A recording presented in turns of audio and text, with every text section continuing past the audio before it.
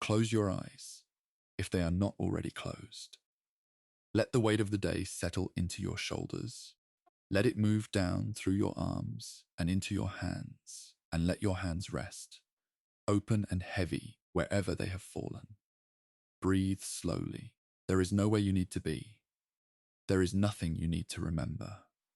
The night is quiet, and it will remain quiet, and all you need to do now is listen. Let your breath grow long and even, and let the tension behind your eyes dissolve, and let this voice carry you somewhere very far away, somewhere deep in the forests of old Europe, where the air is cool and damp and smells of chalk and loam, and where, in the shadows beneath the trees, a plant is growing. It has always been growing there. It was growing there before the roads were built, before the cities rose, before the first physician pressed a leaf between his fingers and looked up with an expression caught somewhere between wonder and dread. It is a modest plant in a way. It does not announce itself. It does not burn or sting. Its berries are dark and smooth and round, and they taste, those who have survived to describe them say, faintly sweet,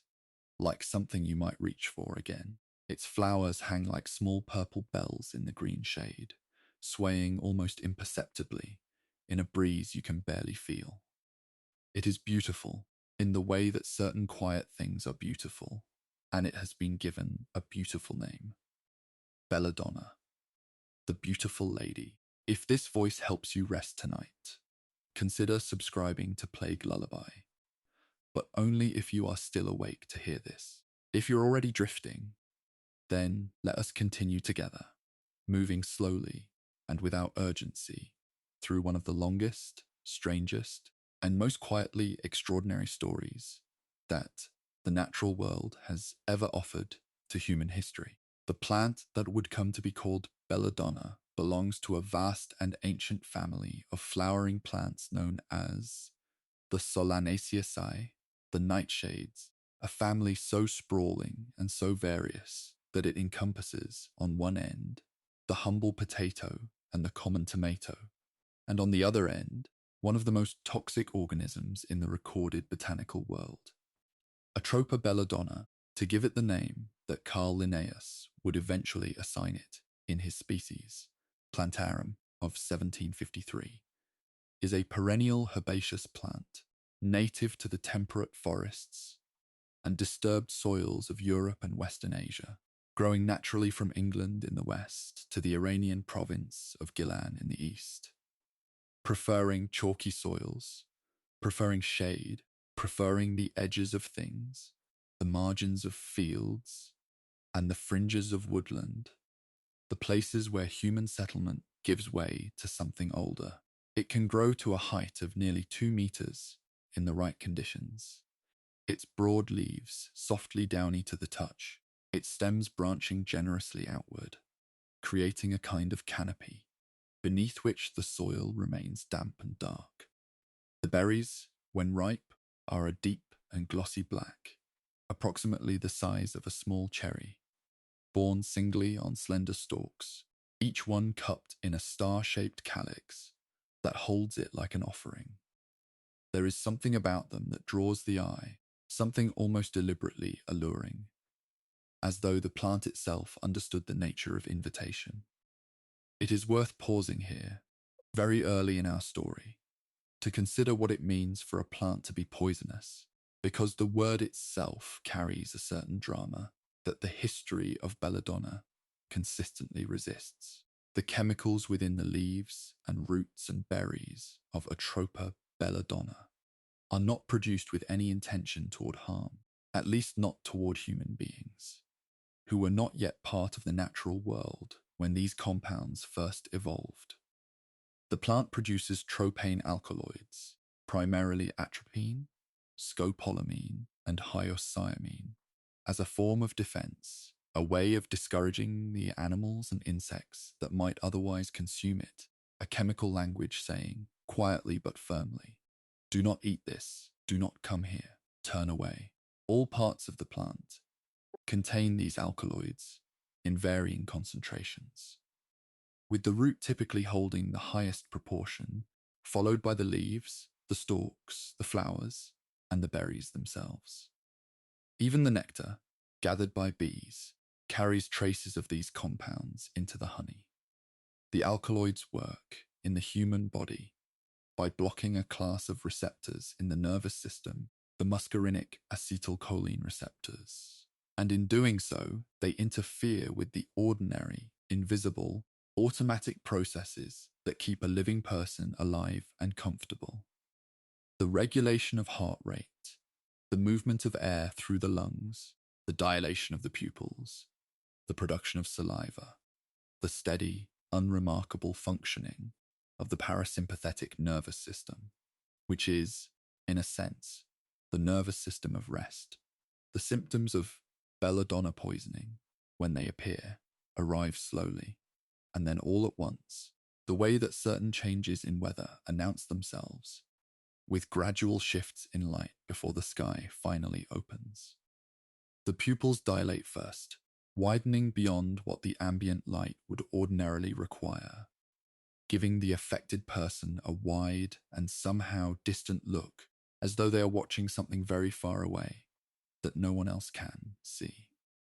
The mouth becomes dry, then profoundly dry, the throat tightening, the voice growing rough and strange. The heart accelerates, not urgently but steadily, pressing forward as though it has somewhere to be. The skin flushes, and the body's ability to regulate its temperature through perspiration is suspended, so that warmth builds beneath the surface. In larger doses, the mind begins to change, and this is the aspect of belladonna poisoning that most consistently appears in the historical record, the long descent into delirium and hallucination that could last for days. The speaking to people who were not present, the reaching for objects that did not exist, the profound and sometimes terrifying confusion between what was real and what was not. Medical professionals of a later era would develop a useful mnemonic to describe this constellation of symptoms. Hot as a hare, blind as a bat, dry as a bone, red as a beet, and mad as a hatter. A phrase that captures, in its gentle nursery rhyme cadence, something of the strange dreamlike quality of what the plant could do. The earliest recorded interactions between human beings and the nightshade family do not involve Atropa belladonna directly, but rather its close relatives, the mandrake and the henbane, plants that share its alkaloid profile and its unsettling properties, and that were known to the physicians and philosophers of ancient Greece, long before the specific plant we are discussing had received any particular attention. Theophrastus, the so-called father of botany, who wrote his foundational Greek treatise on plants around 230 BC, mentioned the mandrake, the plant he knew as mandragora, as a remedy for sleeplessness, for gout, for wounds, and as an ingredient in love potions, noting that those who prepared it should take care, should stand upwind, should observe certain precautions. An early acknowledgement that these plants operated along a very narrow margin between medicine and something else entirely. Dioscorides, the Greek physician, who served in the Roman army during the 1st century AD, and whose De Materia Medica remained a standard pharmacological reference for more than 15 centuries, described wine of mandrake as an anesthetic to be administered before surgery or cauterization, recognizing that the stupor it produced, while dangerous in excess, could be directed toward mercy, toward the relief of suffering, toward the mitigation of pain at a time when no other reliable means of doing so existed. It is in this spirit, the spirit of careful, cautious, practical medicine, that the Nightshade family first enters the human story, not as a villain, but as a tool, not as an enemy, but as an ally whose power required a steady hand. Meanwhile, in the 1st century BC, in the courts and palaces of the ancient world, A different tradition was taking shape alongside the medical one, a tradition in which the same plants and the same alkaloids were understood not as medicines, but as weapons, not as things that could heal, but as things that could be directed with precision against specific people for specific ends. It is worth noting that the ancient world had no forensic pathology, no toxicological analysis, no systematic means of distinguishing a death by poison from a death by illness, and this made the use of botanical poisons an extraordinarily efficient instrument of power in an era where power was fragile and succession was everything. Cleopatra VII of Egypt, who reigned from approximately 51 BC until her death in 30 BC, is said by ancient sources to have used extracts of the Egyptian henbane plant,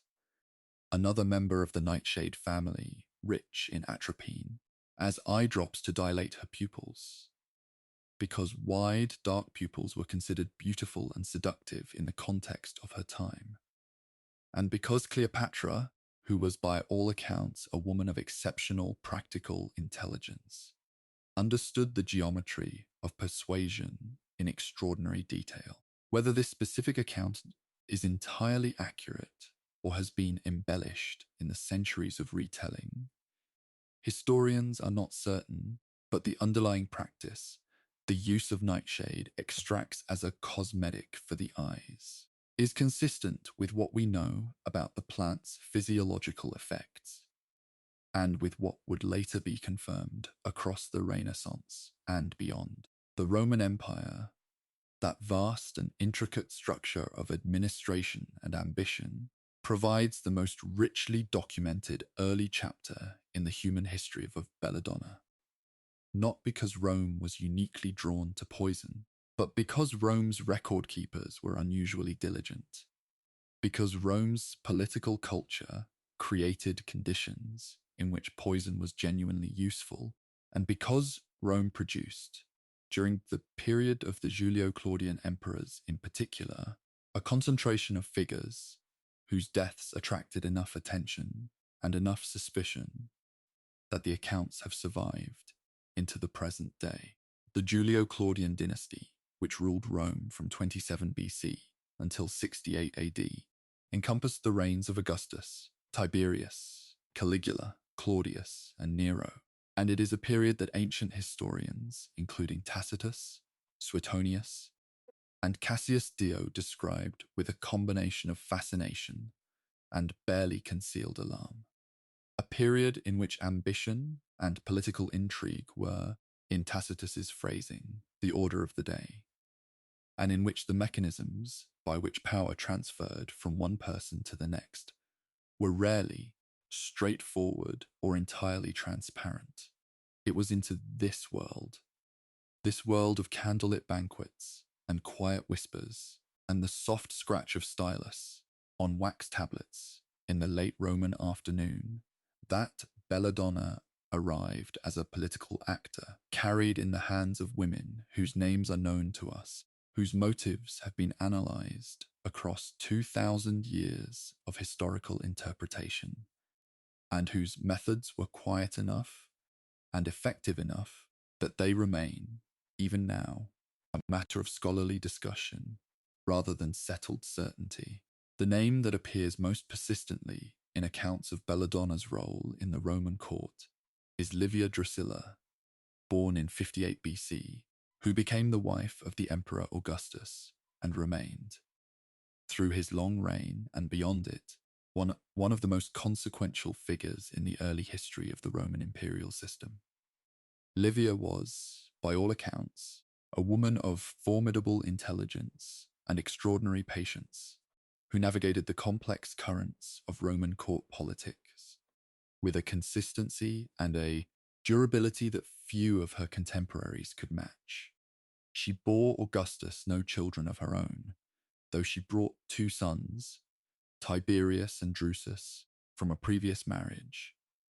and it was her persistent, decades-long effort to secure the succession for Tiberius that ancient sources cite as the animating force behind the allegations that would later attach to her name. Augustus died in August of the year 14 AD, at the age of 75, at Nola in Campania, and the cause of his death, as recorded in the ancient sources, is described, in its surface appearance, as illness, the natural decline of an old man who had long been unwell. But Tacitus, writing in his annals in the early 2nd century AD, and Cassius Dio, writing somewhat later, both record a rumor, circulating widely among the Romans, who had lived through that transition, that Livia had poisoned the figs growing in the garden, where Augustus walked, coating them with the juice of belladonna berries, so that he would encounter the poison in the most natural and unsuspecting of circumstances. Whether this story is history or legend, or some mixture of the two that can no longer be cleanly separated, is a question that cannot be answered with certainty, and it would be inaccurate to present it as established fact. What can be said is that the Romans who recorded and repeated this account clearly believed it was consistent with what they knew about Livia, consistent with her character as they understood it, consistent with the political circumstances of the succession, and consistent with the known properties of the plant in question, which would have been familiar to any educated Roman household. The juice of belladonna berries, applied to the skin of a fig, would have left no obvious trace, would have produced no distinctive smell or taste, and would have caused, in an elderly man with compromised health, a deterioration that could easily have been attributed to the natural frailty of age. Cassius Dio, in his Roman history, also records that Livia was seen as the effective ruler of Rome during much of Augustus's reign, her influence extending across administrative, military, and dynastic decisions in ways that were unusual for a Roman woman of her era, and this context of power and proximity makes the rumors, if not more credible, at least more comprehensible, as a product of the political imagination of the time. It is worth noting, quietly and without judgment, that Livia lived to the age of 87, died peacefully in 29 AD, and was deified by her grandson Claudius some years after her death, a posthumous honor that speaks to the complexity of her legacy and to the remarkable capacity of the ancient world to hold contradictory assessments of the same person across generations. The second Roman empress, whose name is linked to the history of Belladonna, arrived in the story a generation later in circumstances that, in some ways, are even more clearly drawn than those surrounding Livia, though still dependent on ancient sources that must always be read with appropriate caution. Agrippina the Younger, born in 15 AD, was the daughter of the celebrated Roman general Germanicus and of the elder Agrippina, granddaughter of Augustus, which meant that she carried in her lineage a concentration of imperial blood that made her, in the eyes of the Roman world, a figure of extraordinary dynastic significance. She became the fourth wife of the Emperor Claudius in 49 AD, and within a relatively short time of their marriage, she had persuaded Claudius to adopt her son Nero, born from a previous marriage, as his heir and successor, effectively displacing Claudius's own biological son Britannicus from the line of succession. Claudius died on the 13th of October in the year 54 AD, and the ancient sources, Tacitus among them in his annals, are consistent in recording that his death was not natural, that Agrippina had arranged for him to be poisoned at a dinner, the poison administered in a dish of mushrooms, with the assistance of a woman named Locusta, who was described by ancient writers as a professional poisoner of considerable expertise, and whose services Agrippina had engaged specifically for this purpose. The role of belladonna alkaloids in this poisoning is noted in historical accounts of Roman poisons with the plant's compounds being among the most commonly available and most reliably lethal vegetable toxins known to the Roman world. And the account of Claudius's death bears the physiological marks of anticholinergic poisoning, the rapid deterioration, the confusion, the failure of the body's most basic regulatory systems, unfolding over the course of a single evening in a palace where the lamps burned low and the world waited to see who would emerge from the night as emperor. During this same period, in the broader Roman world, beyond the palace walls, Belladonna and its alkaloid relatives were being put to uses both more straightforward and more diverse than the intimate violence of imperial succession. Roman military sources record that arrowheads were coated with pastes derived from plants in the nightshade family, creating a biological weapon that could deliver disorientation and delirium, alongside the mechanical injury of the wound itself, a practice that extended the battlefield utility of these compounds beyond the individual act of poisoning and into the realm of warfare on a larger scale. Meanwhile, physicians and surgeons within the Roman medical tradition were continuing to refine their understanding of how nightshade preparations could be used therapeutically, combining them with opium in preparations that functioned as what we would now recognize as a form of general anesthesia, producing in surgical patients a state of unconsciousness or reduced sensation that made possible procedures that would otherwise have required a person to remain alert and enduring through the entire duration of their treatment. Scribonius Largus, a Roman physician who served under the Emperor Claudius in the 1st century AD, and who compiled a pharmacological text called the Compositiones, described preparations containing plant-based sedatives that would have included alkaloids from the nightshade family, and his work represents one of many threads in a long, slow accumulation of practical pharmacological knowledge that was being built, generation by generation, in the margins of the ancient world's medical practice. It is in these margins, in the quiet spaces between the catastrophic political events and the legendary poisonings, that much of the real history of Belladonna was being written.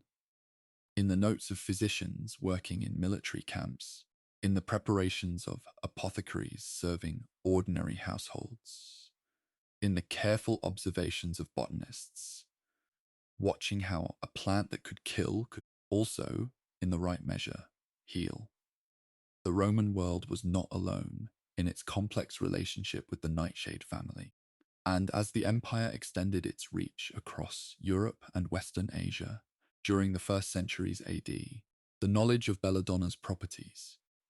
traveled with it, settling into the local traditions and medical practices of the peoples it encountered, being absorbed and adapted and reinterpreted in the context of each new culture's relationship to illness and healing,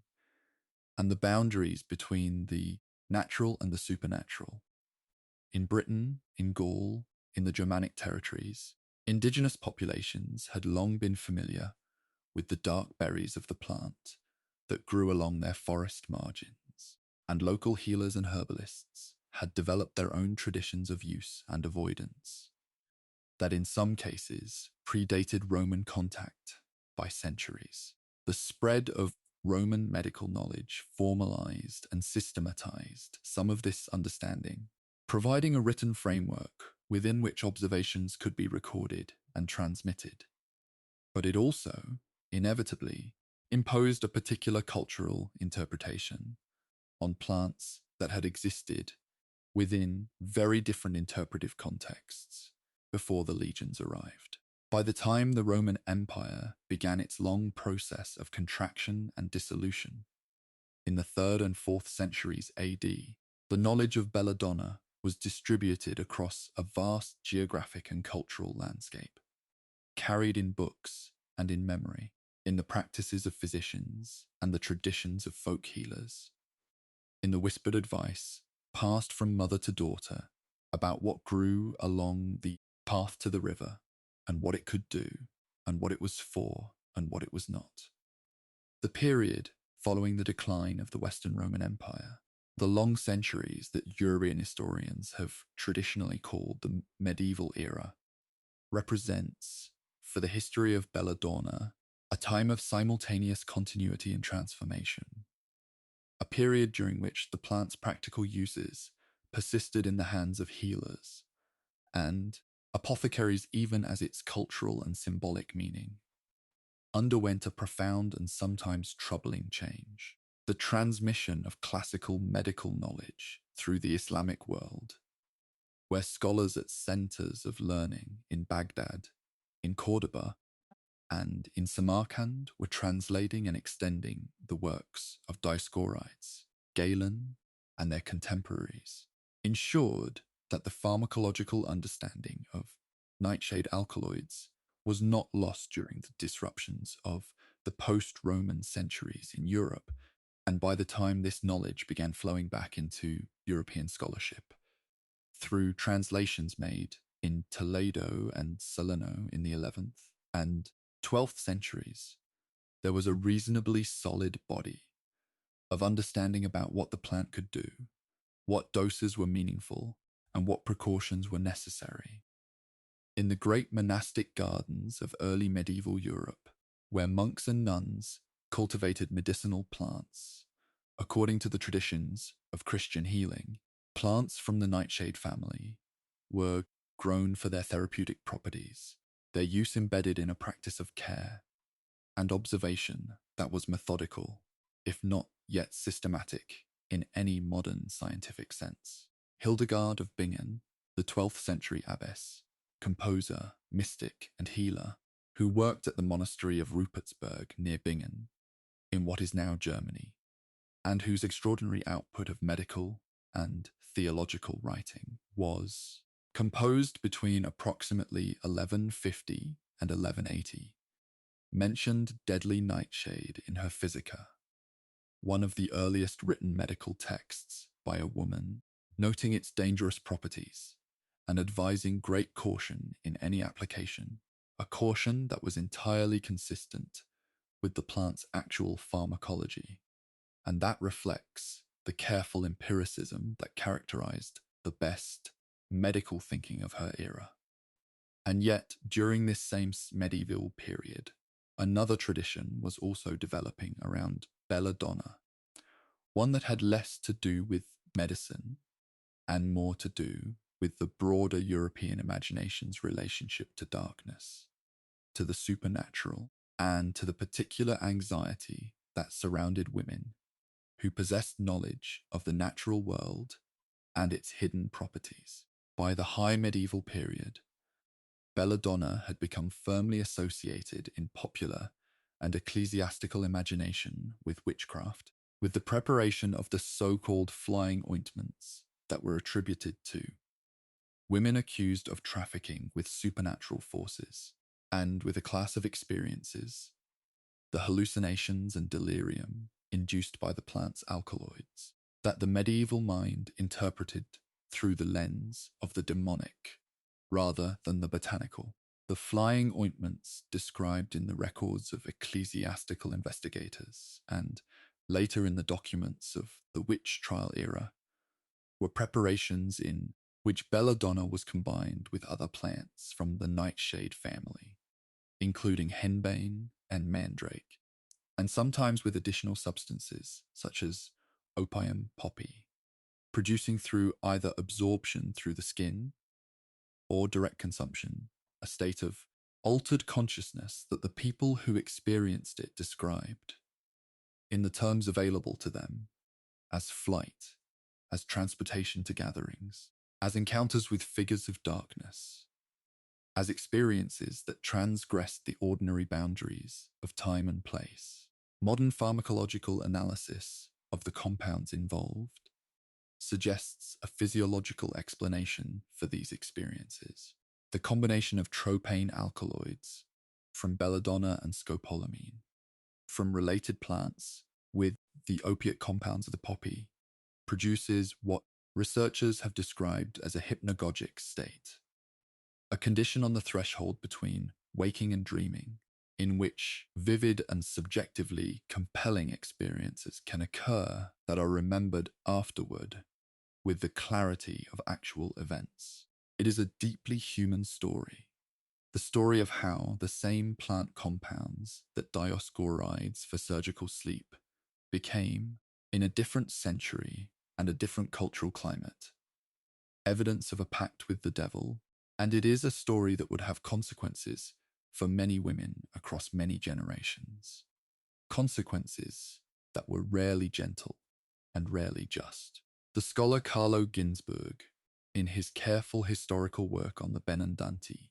and the traditions of folk magic in early modern Italy, has argued persuasively that flying ointments were real preparations,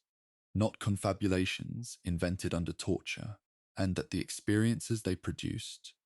were genuinely felt by those who used them, even if the supernatural interpretations given to those experiences reflected the belief systems of the people involved, rather than any actual transportation through the air. This distinction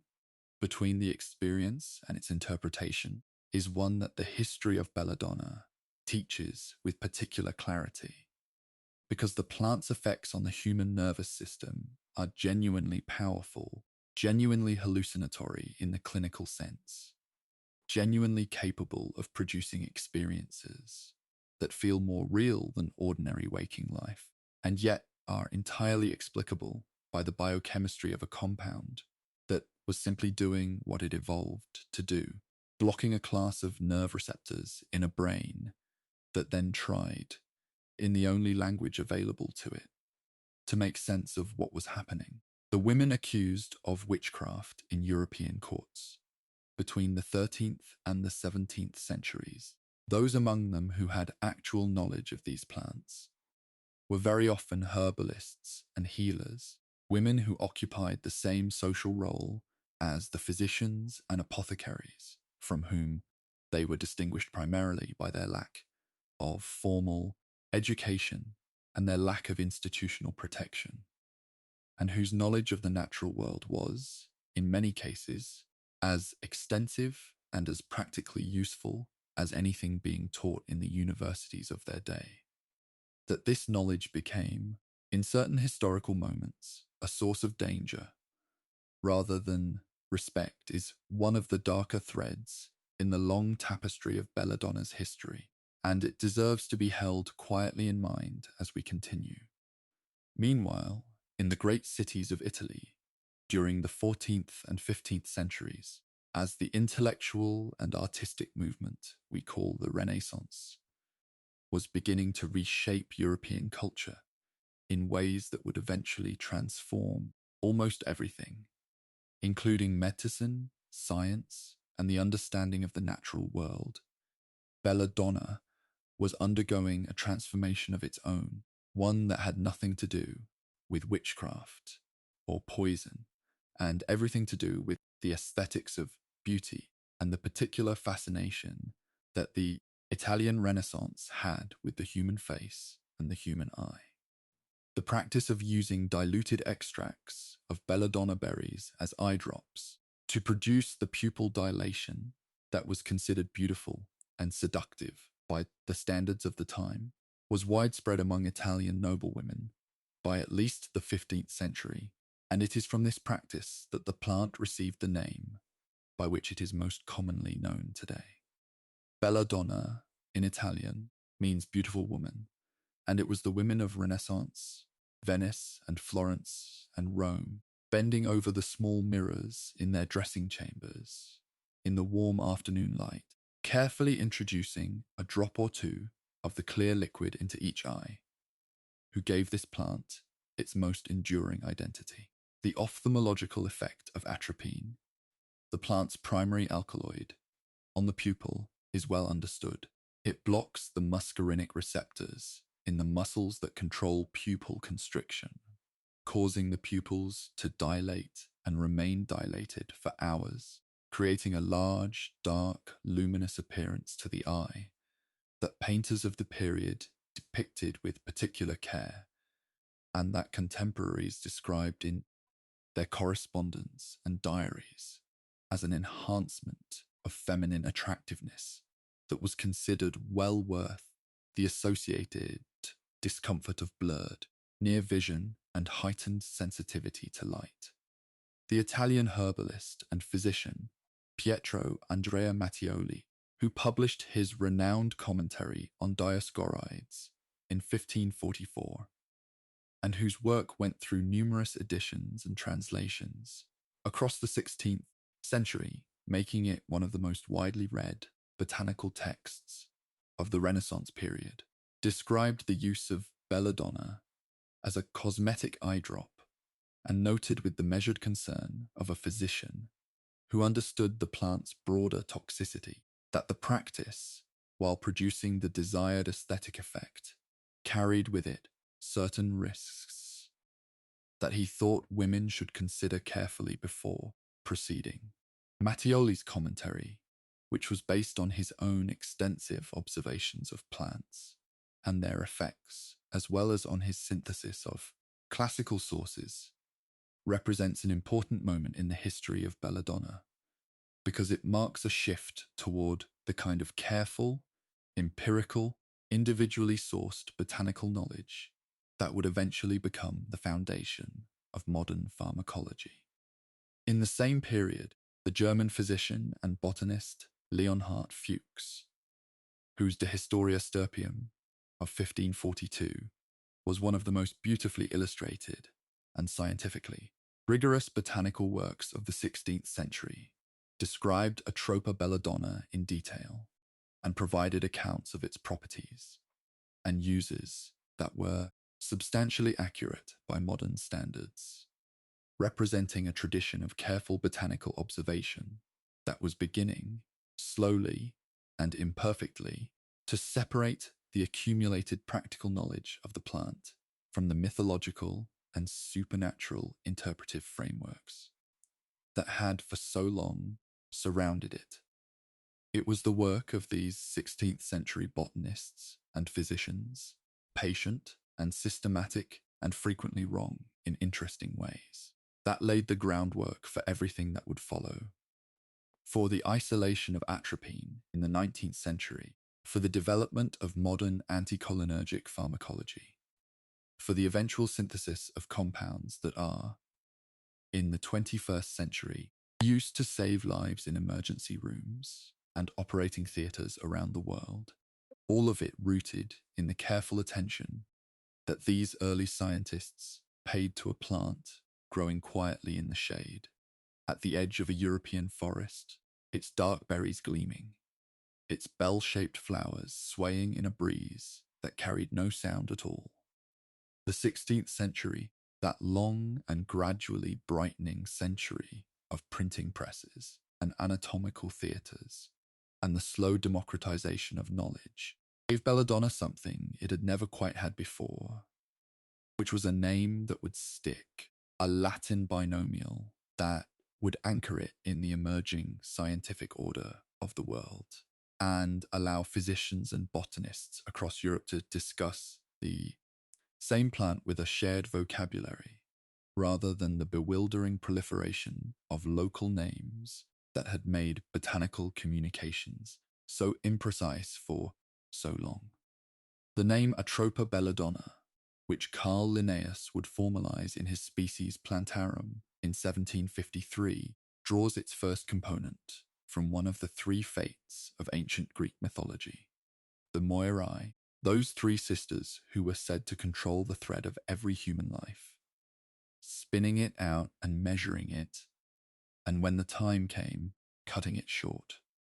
Atropos, the third of the three sisters, was she who held the shears, she who was called the inflexible, the inevitable, the one who could not be turned, whose decision, once made, admitted no appeal and no reversal. That the plant should be named for her reflects something of how the botanists and physicians of the early modern period understood its relationship to mortality something that was not merely dangerous, but that carried within its chemistry a kind of finality, a capacity to end a life with a quietness and a completeness that other poisons did not always achieve. The second component of the name, Belladonna, the beautiful woman, carries the other half of the plant's essential duality: the aesthetic, the seductive, the alluring, the quality of drawing things closer that the plant expressed through its shining berries and its role in the dressing chambers of Renaissance noblewomen, and its long, strange history of being used for purposes of beauty and desire. Together, the two halves of the name form a sentence that the history of the plant has, over centuries, demonstrated to be accurate. The beautiful woman who cannot be turned, the lovely thing that does not relent. It is a name that Carl Linnaeus, who was a precise and careful man, with a feeling for the poetic possibilities of taxonomy, surely understood when he wrote it down, pressing the words onto paper in his study in Uppsala, in the cool Scandinavian afternoon, where the light was clear and flat, and the birch trees stood very still outside the window. The naming of a thing is not the same as understanding it, and yet there is something in the act of naming that brings understanding closer, that creates the conditions within which understanding can begin to accumulate. And the formalization of this plant's name in 1753 was, in that sense, one of the quiet turning points in a story that was still, even then, very far from its conclusion. Let us rest with that name for a moment. Atropa belladonna, letting it settle into the mind, the way a stone settles into soft ground, slowly and without resistance, finding its place among the other things we know. The story of Belladonna in the 16th century cannot be told without spending some time in Italy, which was, during this period, the intellectual and cultural center of Europe, in the ways that mattered most for the history of medicine and science, and which was also, in the ways that most directly concern us here, the world capital of a particular tradition that has been described by historians with varying degrees of condemnation and fascination. The tradition of systematic, professional poisoning carried out in the courts and households of the Italian nobility, with a sophistication and a discretion that contemporaries found both alarming and, apparently, irresistible. The Italian city-states of the Renaissance, with their complex webs of dynastic alliance and commercial rivalry and political intrigue,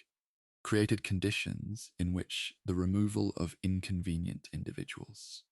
was a recurring temptation, and in which the means of accomplishing this removal had been refined across generations to a considerable degree of effectiveness. The Visconti of Milan, the Sforza, the Este of Ferrara, and above all the Borgia, who occupied the papal throne in the person of Rodrigo Borgia, Alexander VI, from 1492 to 1503, all attracted, during their lifetimes, and even more so afterward, allegations of poisoning that ranged from reasonably well-documented to entirely legendary, and in which the alkaloids of the nightshade family played, according to those accounts, a prominent and recurring role. The name of Lucrezia Borgia, the daughter of Pope Alexander VI,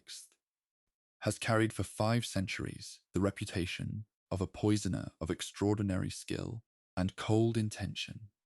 a reputation that modern historians have largely disputed, arguing that Lucrezia was more often the instrument of her father's and her brother Cesare's ambitions than the originator of her own, and that the stories attaching to her name reflect the particular hostility that the political culture of the Renaissance directed at women who occupied positions of dynastic significance without the institutional full authority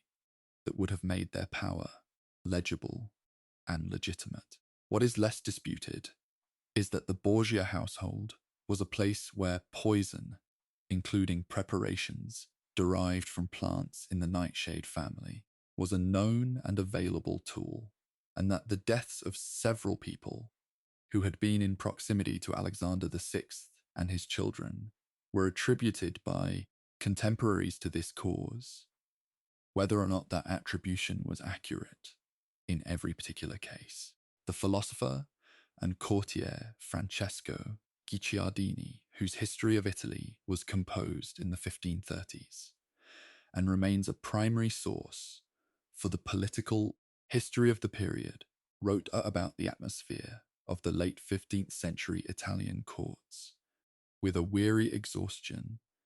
that suggests a man who had seen enough to no longer be surprised by anything, and his accounts of the Borgia era carry, beneath their careful historical prose, a quality of deep sadness about what human beings were capable of doing to one another when power and proximity combined in the wrong proportions. It is worth noting, in the spirit of balance that the history of Belladonna requires, that the very same alkaloids that the Borgia and their contemporaries are alleged to have used as agents of death were being studied during this same period by physicians who believed that the same compounds, carefully managed, could be made to serve life rather than end it. And this tension between the plant as weapon and the plant as medicine would continue to animate its history for another 4 centuries before it was finally and definitively resolved in favor of the healing tradition. The name that represents, perhaps more than any other, the Italian tradition of professional poisoning in the 16th and 17th centuries is not one of the great dynastic names, but a more modest one, the name of a woman known to history primarily by a pseudonym, Tofana or Teofania di Adamo, who is believed to have lived and worked in Sicily and later in Naples and Rome during the mid-17th century, approximately 1620 to 1651, and who is credited by the historical record with the creation and distribution of a preparation known as aqua tofana, a slow-acting poison of extraordinary effectiveness that was reportedly responsible for the deaths of over 600 people across Italy during the decades of its circulation. The preparation known as aqua tofana was described by those who investigated it, including the physicians and authorities who eventually arrested Tofana in Rome around 1659, as a clear, odorless, tasteless liquid that could be administered in small doses over a period of time. Each dose on its own insufficient to produce obvious symptoms, the cumulative effect only becoming apparent when enough had been given to produce a deterioration that still mimicked natural illness closely enough to avoid immediate suspicion. The exact composition of aqua tofana has been a matter of historical debate, with arsenic often identified as the primary active compound, but Italian pharmacological historians have noted that the symptomatology described in contemporary accounts of its victims is consistent with a preparation that combined arsenic with belladonna alkaloids, the atropine serving to mask some of the more obvious signs of arsenic poisoning, while contributing its own anticholinergic effects to the overall picture of decline. Tofana is said to have distributed her preparation primarily to women who wished to escape marriages that had become intolerable, and this detail, repeated in the historical record and given particular weight by historians of women's experience in early modern Italy, places her story within the broader context of a social system in which women had very limited legal recourse against violence, abuse, or simple entrapment within households from which they could not otherwise leave. She was eventually executed, along with several of her associates, in Rome around 1659. But her preparation continued to circulate under her name for decades after her death, carried from one household to another in small vials disguised as devotional objects, as flasks of cosmetic water, as bottles of medicine, an indication that the need she had addressed was persistent and widely felt. The story of Aqua Tofana, like so many stories in the history of Belladonna, is a story that opens outward as you examine it, that reveals behind the surface narrative of poison and death a deeper social history, a history of limited options and constrained lives, and the extreme measures to which people are sometimes driven when ordinary recourse fails them entirely. It is a story that the history of medicine has sometimes struggled to hold in its full complexity, because the complexity requires holding simultaneously the fact that these compounds were being used to end human lives, and the fact that the social conditions that made their use seem necessary. To some people were themselves a form of harm, less immediate perhaps, but no less real. And it is in that complexity, in that refusal to resolve neatly into either condemnation or justification, that the history of Belladonna most clearly reflects the nature of the world it has inhabited. A world in which the same substance can be, depending entirely on who holds it, and why and in what measure, a source of either suffering or relief. Over the course of the 17th century, as the Aqua Tofana story was unfolding in the shadow courts and household economies of Italy, the broader scientific culture of Europe was undergoing transformations that would, in the fullness of time, change the relationship between Belladonna and human society in ways that none of the scientists involved could have predicted or described. The scientific revolution, that great reorientation of European intellectual life towards systematic empirical investigation, mathematical reasoning, and the careful documentation of observable phenomena, was changing not only physics and astronomy, but also, more slowly and with more resistance, the biological and medical sciences, beginning to create the conditions within which the active compounds of a plant like Belladonna could eventually be isolated, identified, and understood at a molecular level that would have been entirely beyond the conceptual vocabulary of even the best informed physician of the classical world. The founding of the Royal Society of London in 1660, the Académie des Sciences in Paris in 1666, and similar learned societies across Europe created institutional structures within which scientific knowledge could be shared, tested, contested, and refined in ways that the informal networks of classical and medieval scholarship had never quite managed. And botanical medicine, which had for centuries been transmitted through the chain of personal instruction and manuscript copying, began to benefit from the new culture of print publication and systematic peer exchange. Robert Boyle, the Irish natural philosopher, who was among the founding figures of modern chemistry, and who worked in Oxford and London during the second half of the 17th century, investigated the properties of various plant extracts with the methodical curiosity that characterized his approach to all natural phenomena. And while his direct work on Belladonna was limited, the methods and intellectual habits he helped establish would eventually be inherited by those who would isolate atropine a century and a half later. The great Dutch physician and botanist Herman Boerhaave, who taught at the University of Leiden in the early 18th century, and whose influence on European medical education was enormous, both through his own clinical teaching and through the students he trained, who went on to found or reform medical schools across Europe, maintained a comprehensive botanical garden at Leiden that included specimens of Atropa belladonna, and his lectures on materia medica discussed the plant's pharmacological properties. in terms were considerably more precise and mechanistic than anything available to his predecessors. It was in this slowly changing intellectual climate, this world of botanical gardens and learned societies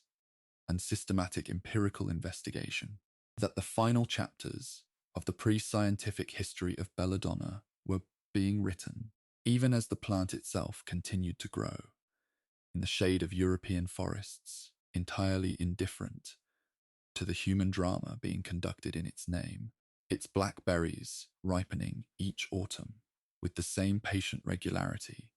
they had maintained for millennia, waiting, in their quiet way, for the next person who would reach for them. The 18th century brought Belladonna into contact with some of the most consequential and contested medical thinking of its era, including the practice of inoculation and vaccination, the emerging science of what would eventually be called pharmacology, and the tragic careers of several physicians whose misuse of plant-based compounds left marks on the historical record that their genuine contributions sometimes struggled to overcome. It was during this century that the practice of using belladonna preparations medicinally became, for the first time, something approaching standardized in the sense that a physician in Edinburgh and a physician in Vienna might have access to similar preparations and a broadly similar understanding of their appropriate uses and dangerous excesses, a standardization made possible by the spread of printed pharmacopoeias, those official compilations of medicinal substances and their preparations that began to appear in various European cities during the 16th century, and that became increasingly systematic and authoritative during the 18th. The Edinburgh New Dispensatory, the London Pharmacopoeia, and the various German and Austrian equivalents all included preparations of belladonna. By the mid-18th century, prescribing them for conditions ranging from whooping cough and asthma to gout and rheumatism, and the eye conditions that had always been among the plant's most reliably documented and therapeutic applications. And this official recognition represented a significant step in the long transition of belladonna from a plant of folk medicine and court intrigue into a legitimate pharmaceutical agent with defined preparations and dosing guidance. The Scottish physician William Withering, who is best known for his discovery of the therapeutic use of foxglove or digitalis for heart conditions, published his account of the foxglove in 1785, and his meticulous approach to documenting dosages, patient responses, and the progression of both benefit and harm represented exactly the kind of careful clinical observation that the history of plant-based medicine had long needed and only rarely achieved, and his methods were noticed by his contemporaries and successors who were working on the nightshade family with similar intentions, if somewhat less systematic results. In Austria, the physician Anton von Sturck, who worked at the Vienna General Hospital during the 1760s and 1770s, and who conducted systematic trials of various plant extracts, including belladonna, henbane, and stramonium on hospital patients, published his observations in a series of works that made a genuine contribution to the emerging clinical understanding of how these compounds behaved in practice, noting both their therapeutic potential in conditions involving muscle spasm and their dangers in any dose that exceeded a very narrow therapeutic window. It was also during the 18th century that one of the most famous and most deeply debated uses of belladonna in pediatric medicine became widespread, namely the application of belladonna containing preparations as treatments for whooping cough and croup in children, a use that persisted in various forms well into the 20th century, and that generated, in its long clinical history, both genuine reductions in suffering and a number of deaths that might have been avoided had the dosing been better understood and more carefully monitored. The century ended with Belladonna positioned, somewhat precariously, between its long past as a poison and its emerging future as a medicine, its true pharmacological nature still not understood at the molecular level, but its clinical behavior documented with enough precision that careful physicians could, in the right circumstances, direct its effects toward benefit rather than harm, which is, when one considers the full arc of its history, from the ancient forest to the Georgian hospital ward, a not inconsiderable achievement. The year 1809 is a quiet year in the history of Belladonna, unremarkable by the standards of the Napoleonic era that surrounded it, a year in which the wars of Europe continued their exhausting course, and the great political structures of the continent were being rearranged by force for the fourth or fifth time in a generation. And yet, in a chemical laboratory in the German city of Halle, a young pharmacist named Brandes was conducting experiments on the extract of Atropa belladonna that would eventually lead to one of the most consequential moments in the plant's scientific history. The isolation of the active alkaloid of belladonna, the compound responsible for all of its most characteristic physiological effects, was accomplished in its first substantial form by the German chemist Mein in 1833, who succeeded in producing crystalline atropine from the root of the plant through a series of extraction and purification steps that represented a significant technical achievement for the chemistry of the time, and whose work was confirmed and extended by Geiger and Hess in the same year, establishing beyond reasonable doubt that this single compound was responsible for the physiological signature that physicians and poisoners had been observing and exploiting for 2,000 years. The name atropine, derived from Atropos, the fate who cuts the thread, was assigned to this new crystalline substance in acknowledgement of its lethal reputation, and there is something faintly poetic about the fact that the same mythological figure who had lent her name to the plant itself now found her name inscribed on the pure white crystals of the compound that the plant had always contained, the active principle finally separated from the biological matrix in which it had been embedded since the first belladonna plant opened its first bell-shaped flower in the shade of a prehistoric European forest. The isolation of atropine was significant, not only as a chemical achievement, but as a conceptual one, because it demonstrated for the first time that the activity of a medicinal plant could be attributed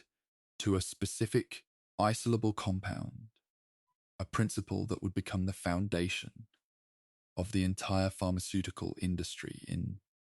the century that followed, and that would eventually make it possible to standardize doses with a precision that the apothecaries of earlier centuries, working with dried leaves and expressed juices of varying concentration, could never have achieved. With a pure compound in hand, physicians and scientists could begin to investigate its mechanism of action. With a rigor that was simply not available before, could determine with precision what dose produced what effect, could study the relationship between the compound's chemical structure and its physiological behavior, and could begin the long process of developing related compounds that retained the therapeutic properties of atropine, while reducing or eliminating its most dangerous ones. It was, in short, the moment at which Belladonna's long, tangled, beautiful, and sometimes devastating history began, very slowly, and with many reversals and complications still ahead, to point unambiguously toward the future rather than backward into the darkness from which it had come. The figure of Carl Friedrich Wilhelm Meissner, the Swiss pharmacist who had proposed the term alkaloid in 1819 to describe the class of nitrogen-containing plant compounds, to which atropine belonged, is one of the quieter heroes of this story. A man whose contribution was primarily linguistic and conceptual, but whose naming of a category created the intellectual framework within which the subsequent chemistry of plant-based drugs could be organized and understood. The alkaloids, as a class, include not only atropine and the other tropane compounds of the nightshade family, but also morphine from the opium poppy, quinine from the cinchona tree, caffeine from the coffee plant, and dozens of other compounds that have shaped human history in ways both medicinal and otherwise, and the recognition that all of these substances belonged to a single chemical family, sharing structural features and certain physiological properties, was a genuine intellectual advance that made the study of plant-based medicine considerably more tractable. In Germany and Austria, during the 1830s and 1840s, a generation of chemists and pharmacologists who had been trained in the new tradition of analytical chemistry that Justus von Liebig and his contemporaries were developing at Gießen and elsewhere began to apply these methods systematically to the alkaloids, determining their molecular formulas, studying their reactions, and attempting to understand the relationship between their chemical structure and their physiological effects, an enterprise that was immensely productive, even when the results were difficult to interpret, and the connections between chemistry and physiology remained obscure. The physiologist Claude Bernard, who worked in Paris during the middle decades of the 19th century, and whose contributions to experimental physiology were so fundamental that he is sometimes described as the father of modern physiology, investigated the action of curare and other plant-based compounds on the nervous system and established the conceptual framework of nerve-muscle transmission that would eventually make it possible to understand exactly what atropine was doing when it blocked the muscarinic receptors of the parasympathetic nervous system, though that level of mechanistic detail would not be available until the receptor concept itself was developed in the early 20th century. The Edinburgh physician Thomas Fraser, working in the 1860s, published careful studies of the physiological effects of atropine and its close relative physostigmine, noting that these two compounds had directly opposing effects on the pupil and the heart rate, and that their effects could cancel each other out when administered together, a discovery with profound implications for clinical medicine and one that anticipated the receptor pharmacology that would eventually explain it in mechanistic terms. It was also during this period that the ophthalmological uses of atropine, always among the most clearly defined and most consistently reliable of the plant's clinical applications, were being systematized and standardized in the new teaching hospitals of Europe, with the Viennese ophthalmologist Georg Joseph Beer and his successors establishing the use of atropine drops as a standard part of ophthalmic examination and surgery, essentially formalizing in a clinical context the same pupil dilating property that Renaissance noblewomen had observed and valued in their dressing rooms 3 centuries earlier. The beautiful lady's gift to the science of seeing, offered now in a precisely measured drop of clear solution, administered by a trained physician in a clean and well-lit room, with a precision and an understanding of consequences that those earlier users had never had access to. The century that had begun with the plant's primary alkaloid, still embedded in its roots and leaves, unknown to chemistry, ended with atropine elicited compound, in the pharmacopoeias of Europe and America, its dose defined, its effects catalogued, its clinical applications established, its dangers documented, and its history, all of its history, from the Roman court to the Renaissance beauty, to the professional poisoner, to the hospital ward, available in the libraries of every medical school in the developed world. The figure who stands, in popular history, at the intersection of Belladonna and the 19th century's most romantically inflected cultural narratives, is perhaps not a physician or a chemist but a writer, or rather a group of writers, because the Romantic movement in European literature, with its fascination with the Gothic, the supernatural, the borderlands between consciousness and the unknown, found in Belladonna and the Nightshade family a botanical correlative for the psychological territories it most wanted to explore. Samuel Taylor Coleridge, the English poet whose Kubla Khan and the Rime of the Ancient Mariner remain among the most celebrated poems of the Romantic period, was throughout much of his adult life dependent on laudanum, the opium preparation that was widely available and commonly used in early 19th century England, and his accounts of the visionary experiences that both the drug and its withdrawal produced bear a resemblance to the delirium attributed to the nightshade alkaloids that suggests, if not direct overlap, at least a familiarity with the experiential territory that Belladonna inhabited. Thomas de Quincey, whose Confessions of an English Opium Eater appeared in 1821 and became one of the defining texts of the Romantic literary engagement with altered states of consciousness, described his opium experiences in language that drew deeply on the visual and sensory vocabulary of nightshade adjacent imagery, the vast architectural visions, the overwhelming landscapes, the faces from the past, rising out of darkness with terrible clarity, though De Quincey's compound was opium rather than belladonna. The phenomenological territory he was mapping was adjacent to the one Belladonna inhabited, and his work contributed to a cultural moment in which the experience of plant-induced alteration of consciousness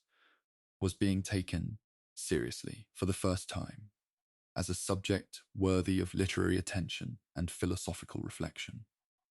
The German Romantic writer Achim von Arnim, who was also a practicing pharmacist and who wrote extensively about the relationship between the natural world and human experience, engaged directly with the Nightshade family in his writing, and the German Romantic tradition more broadly showed a persistent fascination with the poisonous plants of the European forest, with the darkness at the edge of the cleared land, with the idea that within the natural world there existed substances that could dissolve the ordinary boundaries of human experience and reveal something of what lay beneath. It was in this cultural climate that the Hungarian case that historians have come to call the angel makers of Nagirev began, not in the Romantic period itself, but in the climate it had helped create, a climate in which the relationship between women and plant knowledge, between isolation and desperation and botanical expertise, was charged with meanings both ancient and very modern. The village of Nagarev, situated in the plains of central Hungary, along the banks of the Tisa River, was, by the early 20th century, a place of considerable agricultural poverty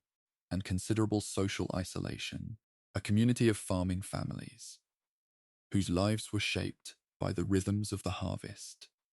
and by the particular constraints of a rural Hungarian society that offered its women few options and few protections against lives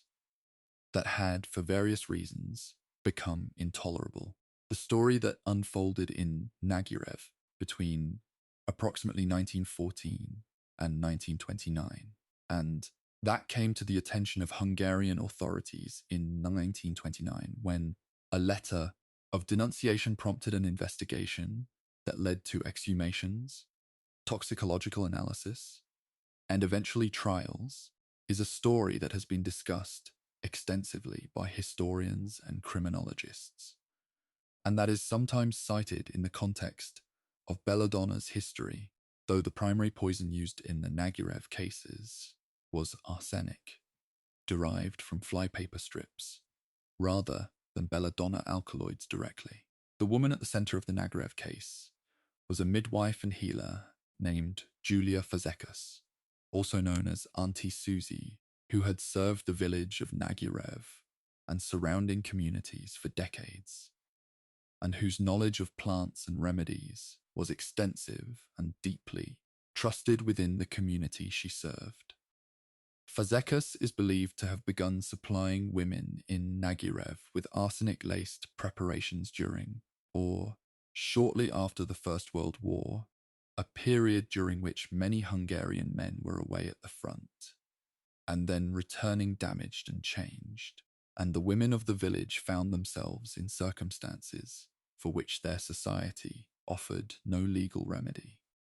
and precious little social support. What is relevant to the broader history of Belladonna in the Nagirev case is the context it provides for understanding the long tradition stretching from the ancient world through the Renaissance and into the modern era of women seeking to use botanical and chemical knowledge as a form of agency within social structures that denied them agency by other means, and the particular vulnerability of communities that lack both legal protection and medical oversight to the catastrophic consequences that can follow when that tradition goes unchecked. The Nagirev case resulted in the conviction and execution of several women and the suicide of Fazekas herself before she could be arrested, and it received considerable attention in the Hungarian and international press, not least because it seemed, to commentators of the time, to confirm their worst fears about the combination of female isolation, folk knowledge, and the deadly properties of the natural world. Historians writing about the case in more recent decades have approached it with considerably more nuance, situating it within the specific social and economic conditions of interwar rural Hungary, rather than treating it as a timeless expression of female malevolence and their work. Careful and compassionate, without minimizing the gravity of what occurred, represents the kind of historical thinking that the story of Belladonna consistently demands.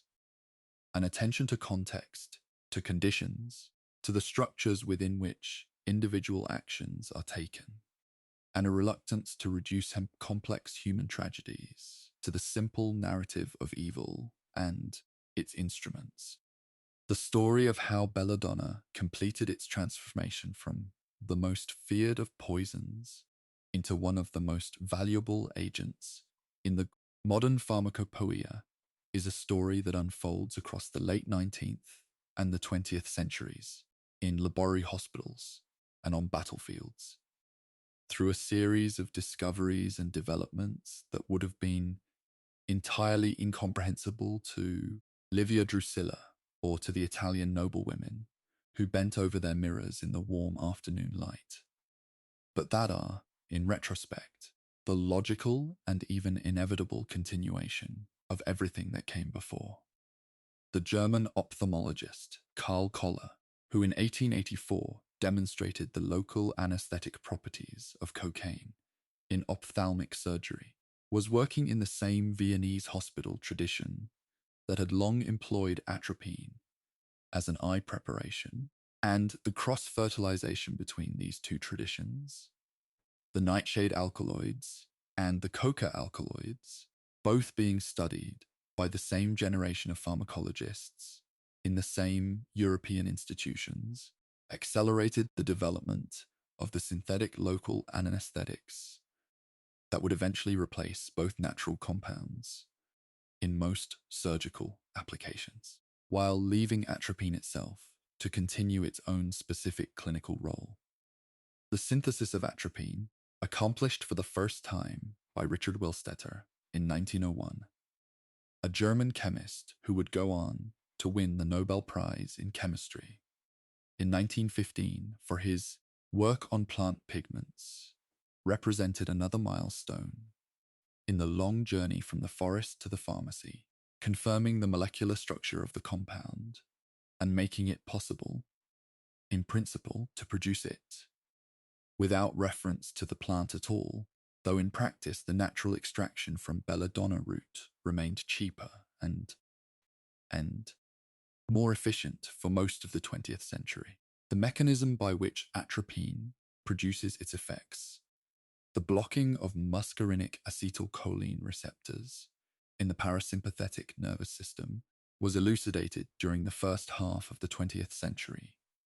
through the foundational work of Henry Dale and Otto Loewi, who shared the Nobel Prize in Physiology or Medicine in 1936 for their discoveries relating to chemical transmission of nerve impulses, work that finally provided the molecular explanation for observations that physicians and poisoners had been making for 2,000 years. That explained why the heart accelerated, and the pupils dilated, and the mouth became dry, and the mind grew confused. That placed the beautiful lady's effects within a precise biological framework where they could be understood, and more importantly, managed. Meanwhile, in a different and more immediately urgent context, the discovery during the Second World War that the nerve agents being developed as chemical weapons, including sarin and taboon and the other organophosphate compounds, produced their lethal effects by overwhelming the same acetylcholine receptors that atropine blocked, led directly to the recognition that atropine could be used as an antidote to nerve agent poisoning, a discovery that transformed the compound's military and emergency medical significance, and that ensured atropine a permanent place in the emergency. Medical kits of military forces and civilian first responders around the world, from the compound forests of ancient Europe to the emergency rooms of the modern hospital, from the plant that the fates named for the one who could not be turned, to the medicine that turns the tide in the most acute of medical emergencies. The story of Belladonna has travelled, slowly and with many strange turnings, a very long way indeed. The 20th century opened for Belladonna in a state of quiet consolidation, the plant's primary alkaloid now isolated and synthesized, and named and entered into the official pharmacopoeias of every major nation. Its mechanism of action, not yet fully understood, but its clinical behavior documented with enough precision that hospitals in London and Vienna and New York and Calcutta were using atropine-based preparations with a regularity and a confidence that would have astonished the apothecaries of even 2 generations earlier. The transition from botanical medicine to pharmaceutical medicine, that great slow revolution that the 19th century had begun, was by 1900 sufficiently advanced that a physician prescribing atropine for a patient with bradycardia,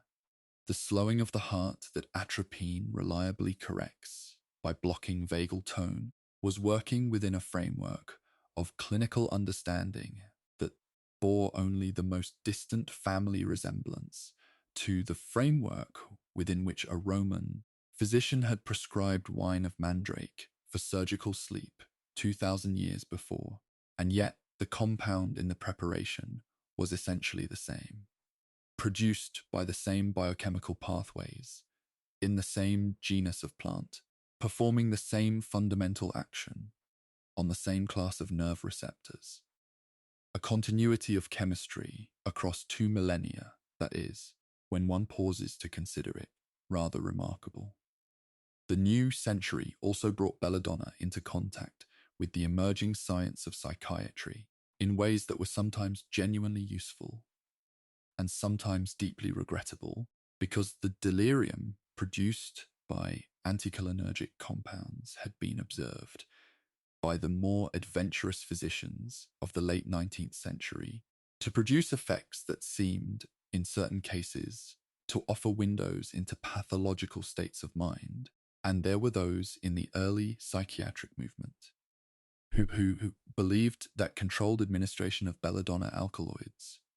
might shed light on the mechanisms of psychosis, or might have therapeutic applications in conditions ranging from melancholia to what would later be called schizophrenia. The Swiss psychiatrist Paul Eugen Bleuler, who coined the term schizophrenia in 1911, and whose work at the Burg-Holzli Hospital in Zurich was foundational for the development of modern psychiatry,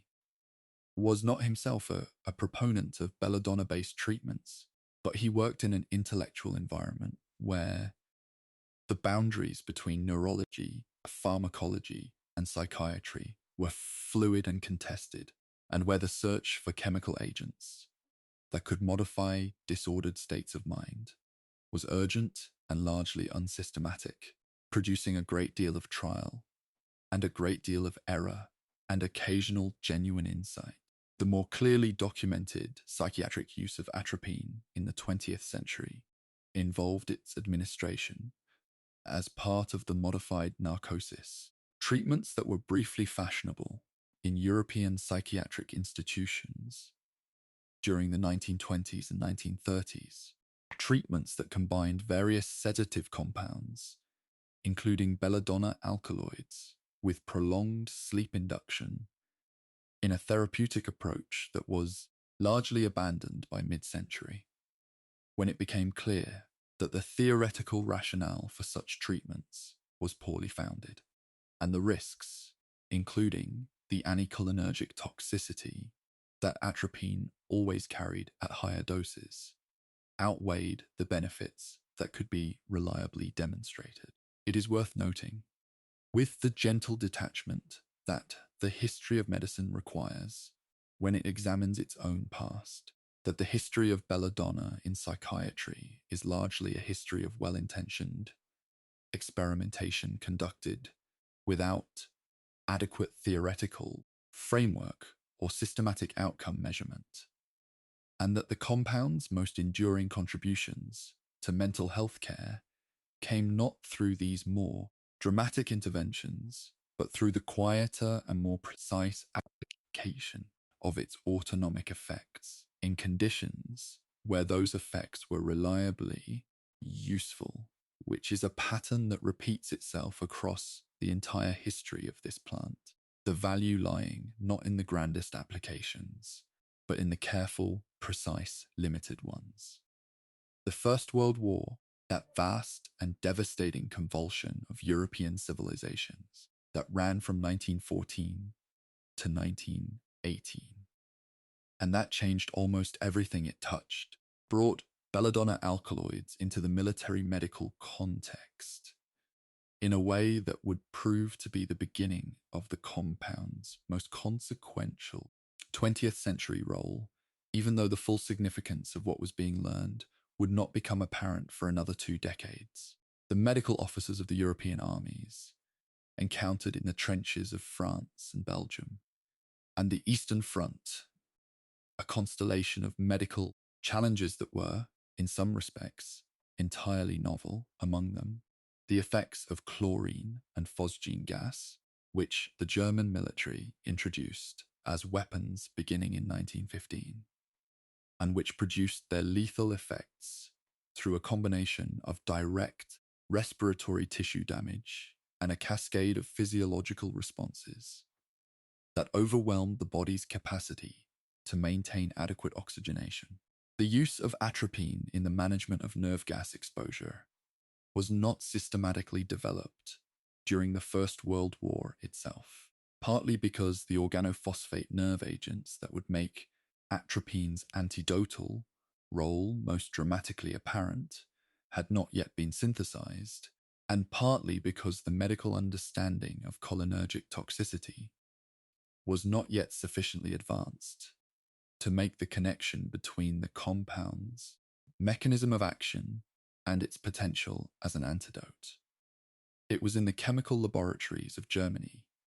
during the 1930s, in the same decade that saw the rise of the National Socialist government and the rearmament of the German military, that the chemist Gerhard Schrader, working at IG Farben on the development of new insecticides, synthesized the first of the organophosphate nerve agents, a compound he called taboon, in December 1936, followed by sarin in 1938. And it was in the investigation of how these extraordinarily toxic compounds produced their lethal effects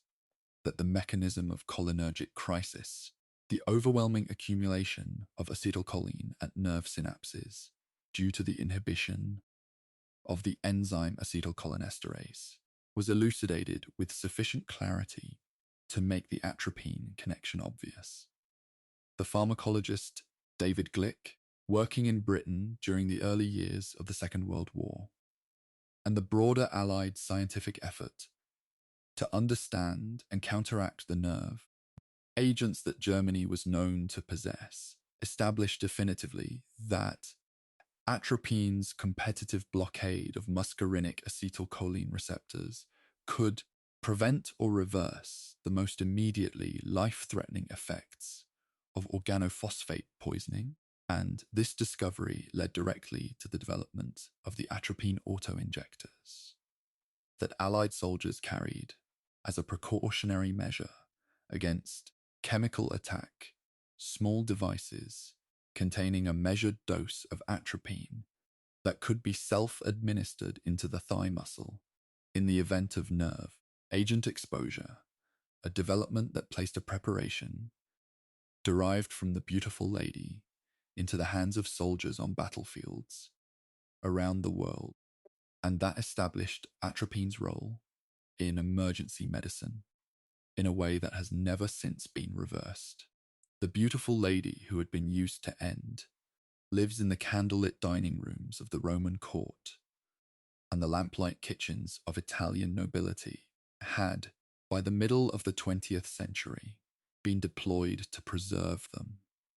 On the muddiest and most desperate fields of the most destructive conflicts in human history, a transformation of purpose so complete and so unexpected that it seems, when considered quietly in the long dark of a sleepless night, to say something very important about the nature of knowledge and the difference between a tool and the intention behind it. The story of Belladonna in the operating theatre is one of the quieter and more technically intricate threads in the plant's long 20th century history. But it is also one of the most humanly significant because the development of safe general anesthesia is one of the greatest achievements in the history of medicine, and the nightshade alkaloids played a specific and not negligible role in that development. The use of atropine as a pre-medication before general anesthesia, a practice that became standard in surgical departments across the developed world during the 1930s and 1940s, was based on the compound's capacity to reduce secretions in the airways, to dry the mucous membranes of the mouth and throat and bronchial tree, and to prevent the excessive slowing of the heart that could occur when the vagus nerve was stimulated during surgical manipulation. And it addressed in a precise and pharmacologically rational way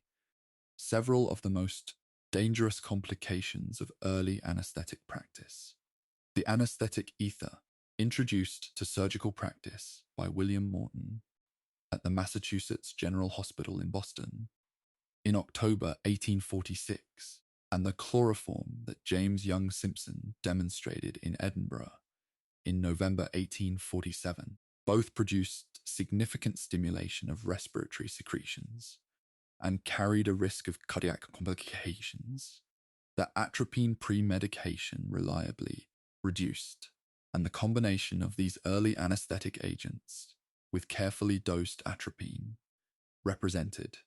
for a period of several decades, one of the best available means of making surgical anesthesia safer for the patient. The American surgeon, Harvey Cushing, whose contributions to neurosurgery and to the systematic monitoring of patients under anesthesia were foundational for modern surgical practice, wrote in the early 20th century about the importance of atropine pre-medication in his patient care protocols, and his meticulous clinical records, preserved in the archives of the Yale University Medical Library, document the doses and effects of the compound across hundreds of surgical cases, with the kind of careful attention to detail that characterizes all of his extraordinary clinical work. The development of the synthetic anticholinergic drugs that followed atropine, including hyoscine hydrobromide, derived from henbane rather than belladonna, but pharmacologically related, and eventually the entirely synthetic compounds like glycopyrrolate that were developed in the second half of the 20th century, each owed their existence conceptually to the long history of belladonna's clinical use. Each was developed against the background of what had been learned from 2,000 years of observing what the nightshade family could do to the human body, and each carried forward, in their precise molecular design, the lineage of the plant that Linnaeus named for the inflexible fate and the beautiful woman. It is a lineage that connects, without interruption, the Roman surgical wine of the 1st century AD to the preoperative medication administered in a 21st century hospital in the minutes before a patient enters an anesthetic sleep, and the continuity of that connection across so many centuries and so many cultural transformations and so many individual human lives is one of the things about the history of belladonna that makes it worth telling slowly. And at length, in the long, quiet hours when the rest of the world is still, the ophthalmological tradition that gave belladonna its name has never ceased, and it is in the eye clinics and optometry practices of the modern world that the most direct line of descent from the Renaissance noble women and their cosmetic eye drops can be traced with the least interruption or transformation. The use of atropine drops to dilate the pupils for ophthalmic examination, standardized by the Viennese school in the early 19th century, and now practiced in essentially the same form in every ophthalmology department in the world, produces the same physiological effect that the Italian women of the 15th century observed and valued, the same widening of the dark center of the eye that painters of the Renaissance depicted with particular attention, and that contemporary ophthalmologists use to allow them to examine the retina, the optic nerve, and the internal structure of the eye with the clarity that an undilated pupil would not permit. A patient receiving atropine eye drops in a modern clinic will experience the same symptoms that the Renaissance noblewoman experienced in her dressing chamber: the prolonged dilation that can last for days, the blurring of near vision that makes reading temporarily impossible, the heightened sensitivity to bright light that makes the outdoors uncomfortable, and the faintly strange awareness of having one's vision altered by a chemical, rather than by the natural processes of light adaptation, an awareness that most modern patients find mildly inconvenient, rather than alarming, in contrast to the historical experience of those who encountered the plant's effects without any understanding of their cause. More recently, and in a development that would have surprised even the most forward-looking pharmacologist of the mid-20th century, atropine eye drops in very low concentrations have been found in clinical trials conducted primarily in Singapore and Taiwan,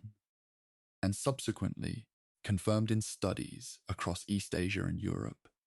to slow the progression of myopia in children, the condition of nearsightedness that has reached epidemic proportions in many parts of the world, and the mechanism behind this effect, which involves the atropine acting on muscarinic receptors in the retina and sclera to modulate the growth of the eye during childhood development, represents an entirely new dimension of the plant's clinical utility, one that was not anticipated and that continues to be actively investigated in ophthalmology laboratories around the world. The clinical trial literature on low-dose atropine for myopia control, which began accumulating in earnest in the 2000s and has continued growing through the present decade, represents in some ways the most recent chapter in a story of ophthalmological use that stretches back unbroken to the Renaissance, and it suggests that the beautiful lady may yet have more gifts to offer the science of human vision, more applications not yet discovered, more ways of being useful that the long history of its relationship with human eyes has not yet exhausted. It is, when one considers the full arc of that relationship, from the Renaissance mirror to the modern clinical trial, a rather beautiful continuity, a thread of human attention paid to the same plant across 500 years of changing science and changing culture, always returning to the same organ, always observing the same dilation, always asking the same quiet question. What else might this do? The cultural afterlife of Belladonna in the 20th and 21st centuries is as varied and as unexpected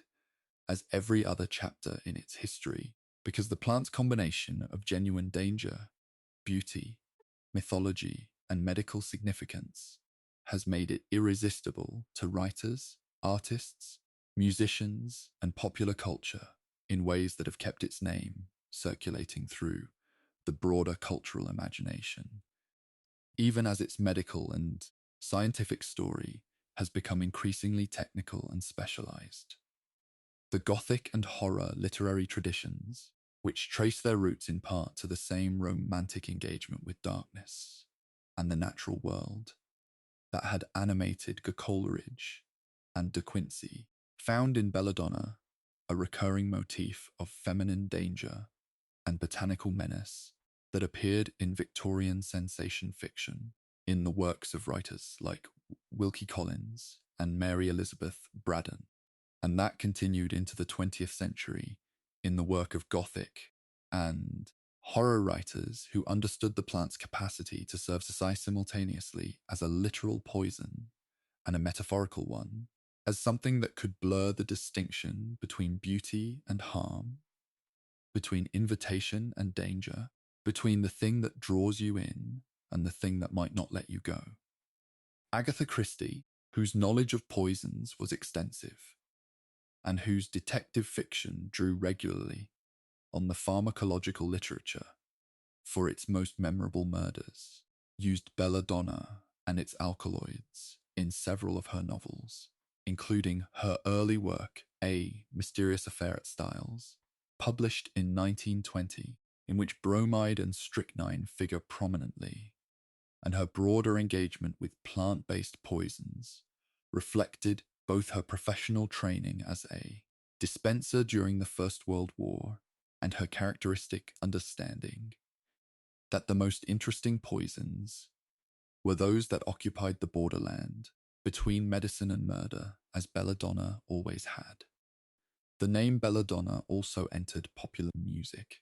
with a persistence that speaks to the word's inherent musicality,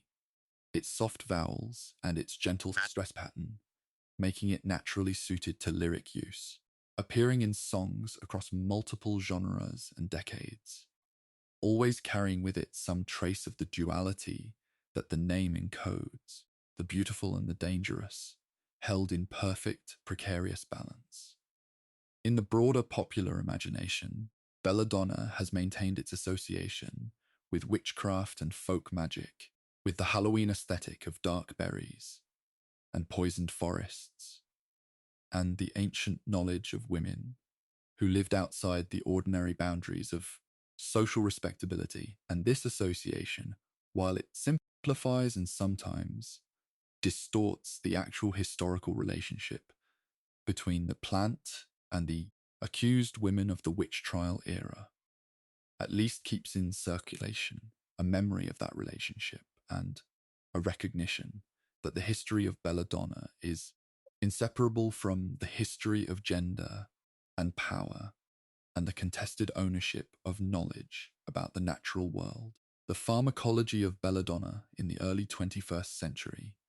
is in many respects a story of refinement and specificity, a story of chemists and pharmacologists using the template of the atropine molecule to design new compounds that preserve particular aspects of its activity while eliminating others, creating a family of synthetic anticholinergic drugs that are, in some cases, enormously more targeted and more predictable than the parent compound, and that have clinical applications ranging across cardiology, respiratory medicine, gastroenterology, urology, and anesthesia. The synthetic anticholinergic drugs derived from or inspired by atropine include ipratropium bromide, used in the treatment of chronic obstructive pulmonary disease and asthma, tiotropium, a longer-acting version used for the same conditions, glycopyrronium, used both in respiratory medicine and as a preoperative anti-sialagogue to reduce secretions, and oxybutynin and sulfonacin, used in the management of overactive bladder, all of them members of a pharmacological family that traces its origins to the dark berries growing in the shade of a European forest, and to the observations of physicians and poisoners and cosmetic users across 20 centuries of human engagement with the plant. The World Health Organization's model list of essential medicines, which is updated regularly, and which identifies the medications considered most necessary for a basic healthcare system, includes atropine itself for the management of bradycardia, and as an antidote for organophosphate poisoning, a recognition that the plant's primary alkaloid remains, nearly 2 centuries after its first isolation. Among the most fundamentally important pharmaceutical agents in the world, used in emergency rooms and operating theatres and intensive care units on every inhabited continent, the research tradition that began with Main's crystallization of atropine in 1833 has by now generated tens of thousands of scientific publications, ranging from the molecular pharmacology of muscarinic receptor subtypes to the clinical epidemiology of anticholinergic burden in elderly patients, from the synthetic chemistry of atropine analogues to the population genetics of Atropa belladonna itself. And this vast accumulation of knowledge, built piece by piece over nearly 200 years by thousands of researchers working in dozens of countries and languages, represents one of the most extended and most productive conversations between human science and a single plant species in the history of pharmacology. The plant itself, meanwhile, continues to grow where it has always grown, in the shade of beech and ash woods in England and Germany and Italy and the Balkans, and across Western Asia, its downy leaves spreading in the dappled light of late spring, its purple flowers hanging in the June shade, its berries ripening through August and September to the same dark, glossy, irresistible black that they have always been, indifferent to the 2,000-year conversation being conducted in their name. Patient and quiet, and entirely itself. The question of what belladonna means, if meaning is the right word for what a plant can offer, has been asked in different forms across the entire length of this history by the physicians who first reached for it in the dark and found it useful, by the poisoners who reached for it with different intentions, by the women who bent over their mirrors and found it beautiful,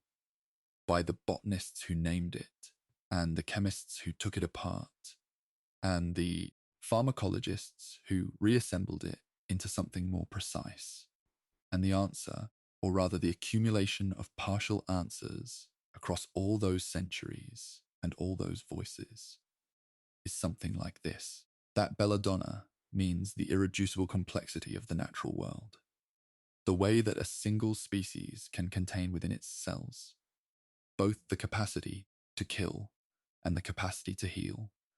both the thing that ends lives and the thing that saves them, and that the history of which of those capacities has been called upon at any given moment is, in the end, a history of human choice, human knowledge, human social structure, and human need. It is worth noting,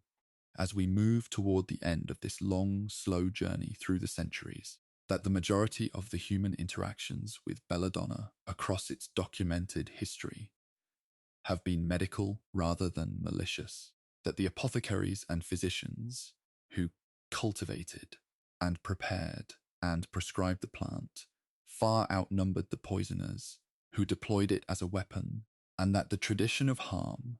while vivid and historically significant and impossible to dismiss, represents a minority strand within a much larger story of people seeking to use the natural world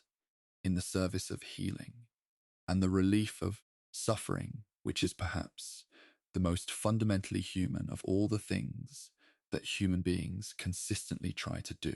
The philosopher of science Gaston Bachelard wrote, in his 1938 work, The Psychoanalysis of Fire, about the way in which certain natural phenomena accumulate human meaning across generations, becoming not just physical realities, but cultural ones, saturated with the imaginations and the fears and the hopes of all the people who have encountered them.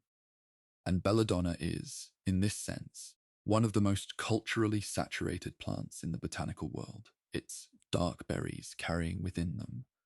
not just the alkaloids that chemistry can measure, but the full weight of everything that human beings have thought and felt and done in its presence across 20 centuries and more. To know the history of this plant is, in some small way,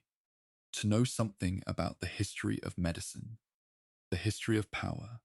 the history of gender, the history of science, and the history of the long, imperfect, persistent human effort to understand the world and to use that understanding wisely, which is an effort that has always been more difficult than it seems and more worthwhile than it is sometimes given credit for being. And in that effort, carried on by generation after generation of people who were doing the best they could with the knowledge available to them, the beautiful lady has been a constant, a presence at the edge of the forest, and the edge of the garden, and the edge of the laboratory bench, patient and dark, and waiting to be understood more fully, which she has been, slowly, across the centuries, and which she continues to be in the ongoing work of the scientists who study her, and the clinicians who use her,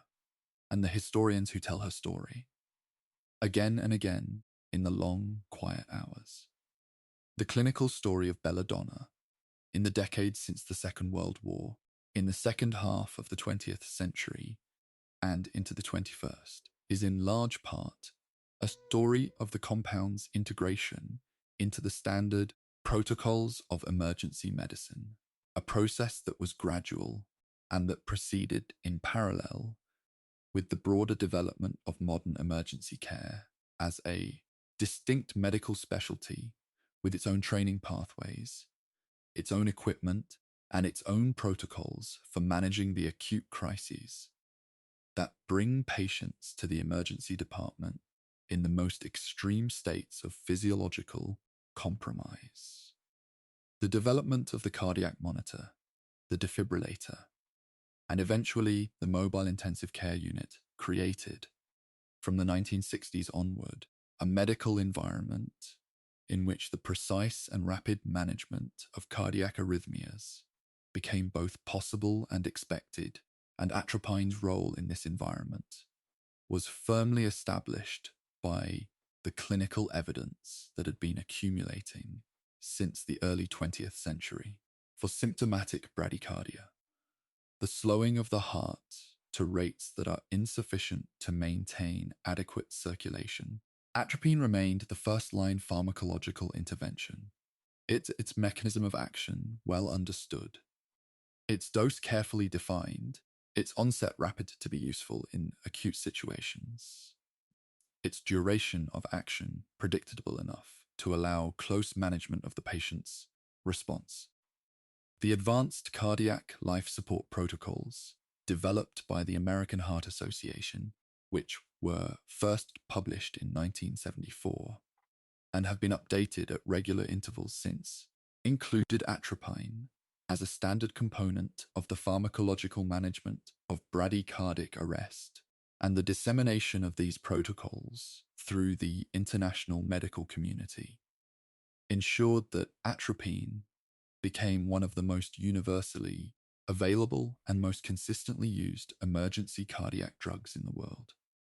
In anesthesia, the role of atropine evolved as new anesthetic agents were introduced, some of which were less likely to cause the cardiac and secretory effects that had originally made atropine pre-medication necessary. But the compound retained its importance in the management of intraoperative bradycardia and in specific contexts, such as the reversal of neuromuscular blockade and the management of patients with pre-existing cardiac conduction abnormalities, remaining on the essential drug list of anesthetic departments around the world, even as its routine preoperative use became less universal. In the pre-hospital setting, the paramedics and emergency medical technicians, who were being trained and deployed in increasing numbers from the 1970s onward, carried atropine autoinjectors as a standard component of their equipment, both for cardiac indications and, in military and high-risk civilian contexts, as a nerve agent antidote. And the training programs for these practitioners included detailed instruction in the recognition and management of both anticholinergic toxicity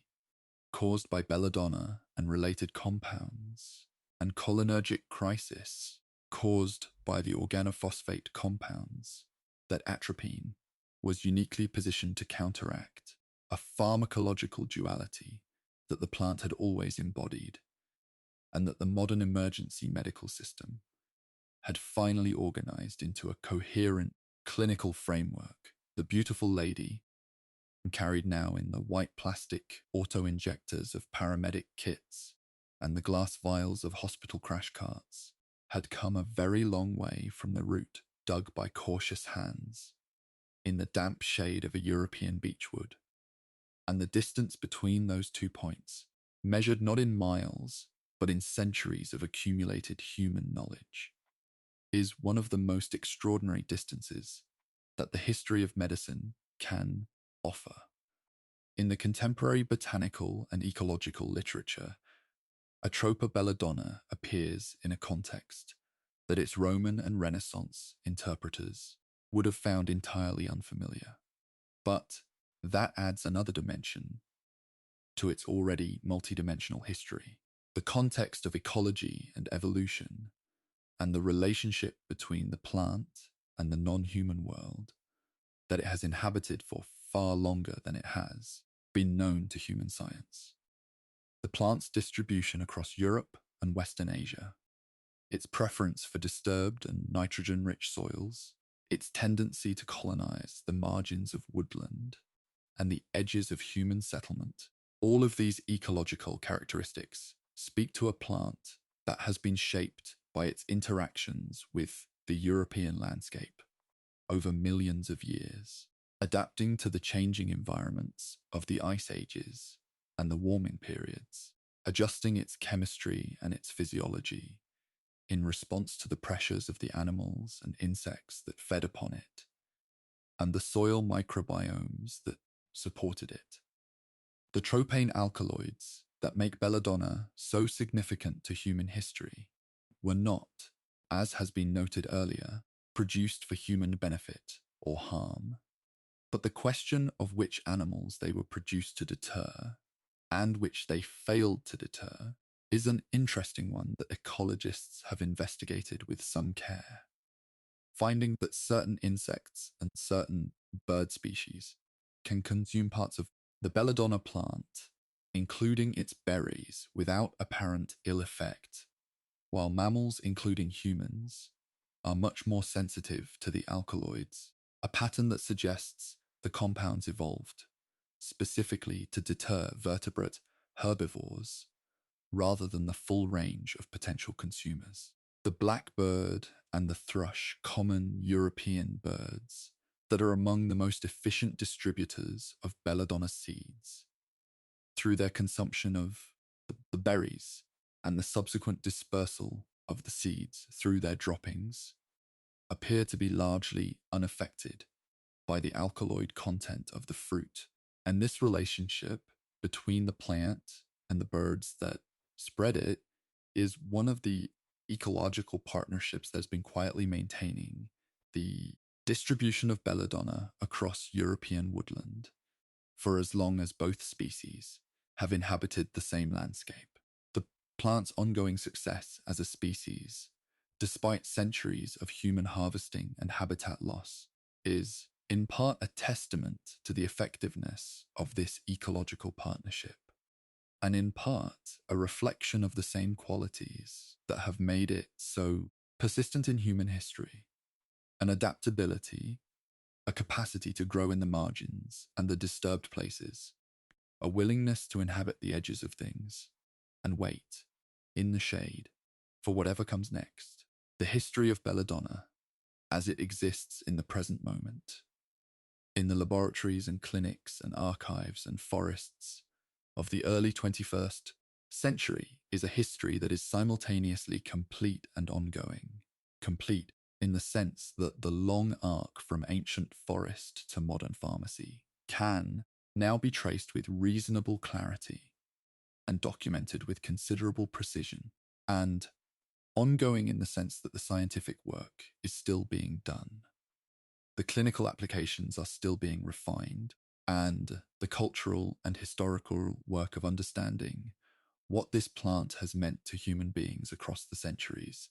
is still very much in progress. The myopia research that is being conducted in ophthalmology departments in Singapore and London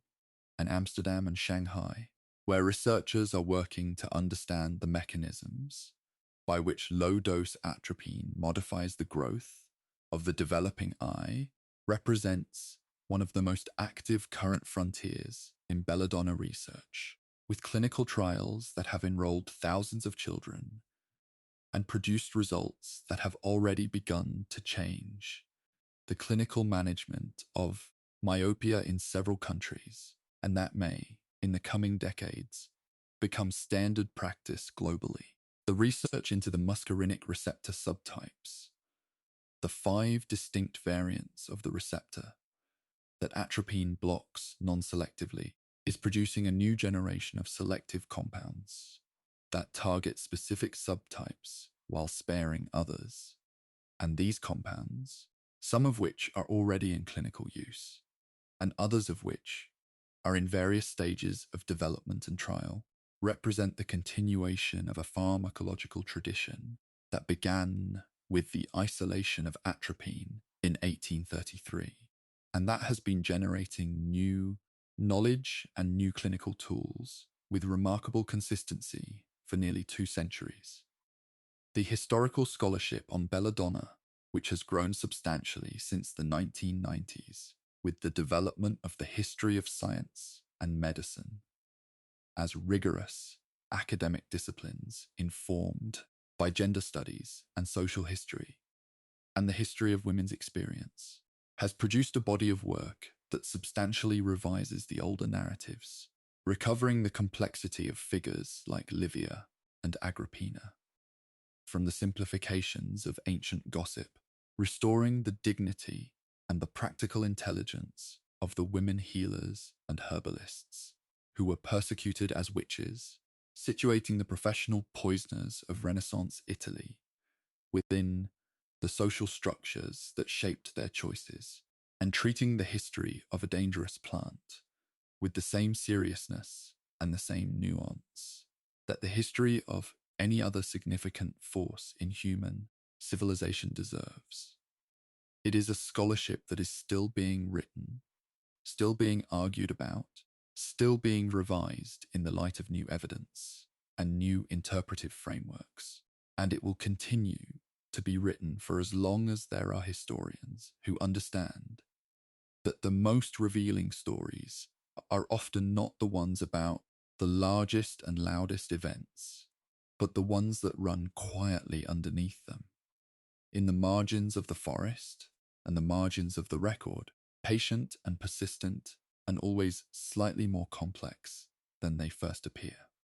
And so the story of the beautiful lady approaches, for now, a resting place, not an ending, because the history of Belladonna has never quite ended, has always found new directions and new contexts and new chapters opening where the old ones closed. But a place of rest, a moment in which the long narrative can be allowed to lie still for a while, settling into its own shape, the way that a long piece of music settles into silence after the last note has been played, and the room holds, for a moment, everything that the music has said. She grew first in the shade of forests that no longer exist, in landscapes shaped by ice and time, into the contours of what would eventually become Europe. And she was there, with her dark berries and her bell-shaped flowers, before any human being had ever looked at her and wondered. She was there when the first healers began to understand that she could change what was happening inside a person's body, that she could slow the pain and quiet the muscle and widen the eye, and in the wrong measure, stop the heart. And that understanding, imperfect and dangerous, and sometimes catastrophically wrong, was the beginning of something that has not yet reached its end. She gave her name to the beautiful women of the Renaissance, who wanted their eyes to shine in the candlelight, and she gave her alkaloids to the poisoners, and the physicians, and the witchcraft accusers, and the military chemists, and the cardiologists, and the anesthesiologists, and the ophthalmologists, and the myopia researchers. Always the same compound, always the same quiet, patient chemistry, always the same berry ripening in the September shade. And now, here in the stillness of whatever hour this is for you, the room around you quiet, and the weight of the day dissolved, and your breathing slow and steady, and your body growing heavier with each breath, the story of the beautiful lady rests with you, in the same way that all the old stories rest, eventually, in the minds of the people who have listened to them, becoming not history but something more personal, something that belongs now to the night you heard it, and the quiet that surrounded you, and the slow drift towards sleep that the long, soft telling of it helped bring on. The forests of Europe are still there, in some of them, and in those forests, in the chalk soils of southern England, and the wooded hillsides of the Balkans, and the shaded margins of the German beechwoods, the belladonna is still growing, its leaves spreading softly in the dappled light, its flowers swaying, its berries darkening through the late summer toward the deep and glossy black that has meant so many things to so many people across so many centuries. Let it grow there, quietly and without urgency, in the shade where it has always been. And let yourself, here and now, in whatever bed or chair or quiet place you have found for this night, let yourself grow heavy and still and soft, and let the centuries fold slowly back into themselves, one after another, like the pages of a very old book, and let the beautiful lady recede into the green distance from which she came. And let there be nothing now but the sound of your breathing, and the dark, and the silence, and the long, restful forgetting that is the nearest thing the waking world has to peace.